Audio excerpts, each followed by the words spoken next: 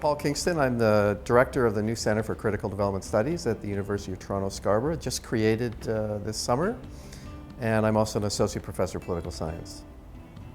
What is international development studies? A good way to start is that it's the study of problems, global problems surrounding issues of poverty, inequality, and oppression. My name is Sangeeta Patel, Director of Program Management at Plan Canada.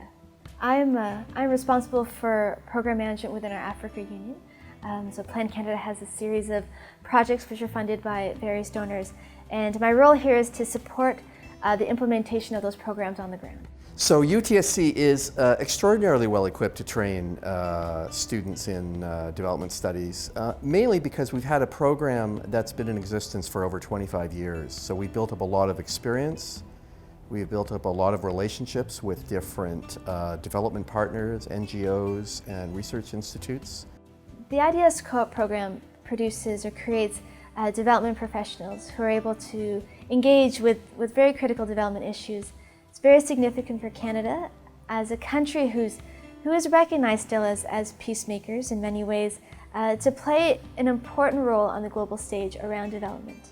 And then I think the other thing that's so interesting about development studies, and I think which attracts a lot of people into the field, both students and faculty, is that it's also an attempt to study solutions and find answers to these problems. So the study of problems, the study of why these problems persist for so long, and it's the field that's focused normatively on trying to find solutions at the same time. This is actually quite a critical time for development. We're coming up to 2015, which is the end of the Millennium Development Goals.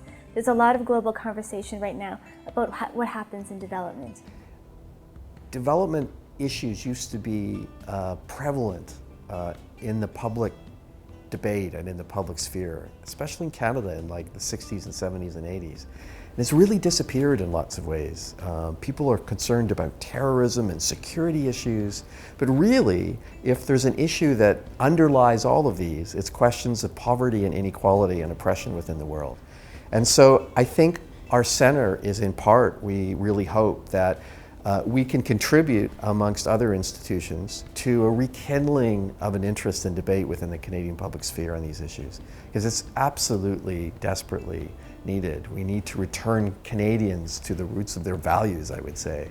And I would say that those have kind of disappeared from prevalence in the public sphere. So that's for us, I think, as a Canadian Centre for Critical Development Studies, that's in part why we think it's really important.